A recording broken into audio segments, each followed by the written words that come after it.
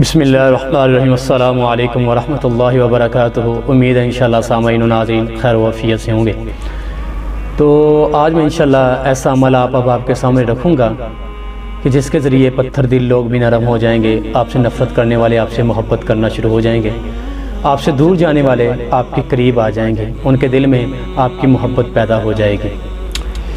تو اللہ کریم نے 1,24,000 کم و بیش پیغمبر اس دنیا میں مبعوث فرمائے، اللہ کی تبلیغ کی، اللہ کی الوہیت اور ربوبیت بیان کی، تو چند لوگ ہی ایمان لے کر گئے، حتیٰ کہ 900 سال تک بھی اللہ کی تبلیغ کرتے رہے، ایسے پیغمبر بھی موجود تھے، کافی عرصہ انہوں نے اللہ کے تبلیغ کی، لیکن چند لوگ ہی ایمان لے کر کے آئے۔ جب باری آقا کریم جناب مصطفیٰ صلی اللہ علیہ وسلم کی آئی تو انہوں نے تبلیغ کا دورانیہ تقریباً 23 سالہ بنتا ہے۔ اس 23 سال میں ہی آپ صلی اللہ علیہ وسلم کے قریب پہ آپ صلی اللہ علیہ وسلم پہ ایمان لانے والوں کی تعداد تقریباً 1.5 لاکھ کے قریب پہنچ گئی تھی، اور اس کے بعد بھی لوگوں کی تعداد بڑھتی جا رہی ہے، اور ابھی تک اس وقت دنیا میں دوسرا سب سے بڑا جو مذہب ہے وہ اسلام ہے۔ کیوں کہ آپ صلی اللہ علیہ وسلم پہ ایمان لانے والوں کی تعداد ابھی تک بڑھتی جا رہی ہے، اور انشاءاللہ یہ دنیا کا سب سے پہلا مذہب بھی بن جائے گا جس میں لوگوں کی تعداد سب سے زیادہ ہے۔ تعداد کے لحاظ سے یہ دوسرے نمبر پہ ابھی الحمدللہ یہ اسلام مذہب آ رہا ہے۔ تو وجہ کیا تھی؟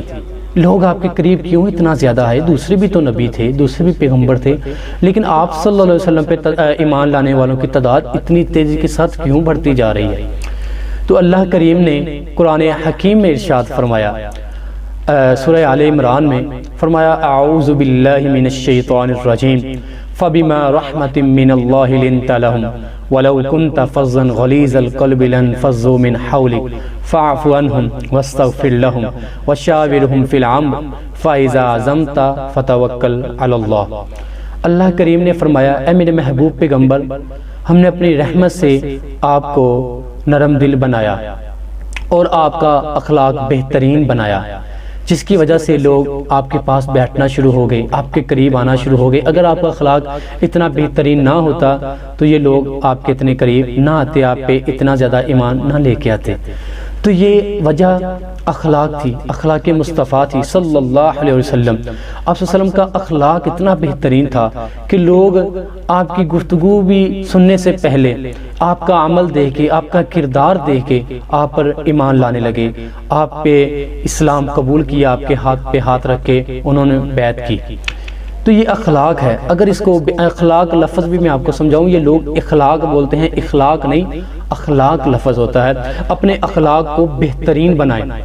گھروں میں لڑائیاں اتنی ہیں، میاں بیوی اپنے آپس میں جھگڑتے رہتے ہیں، یار و دوست و احباب رشتہ دار آپس میں اتنی زیادہ تکرار ہو گئی ہے، آپ سے دور ہو گئے ہیں، یہ آپ کے پاس آنا شروع ہو جائیں گے۔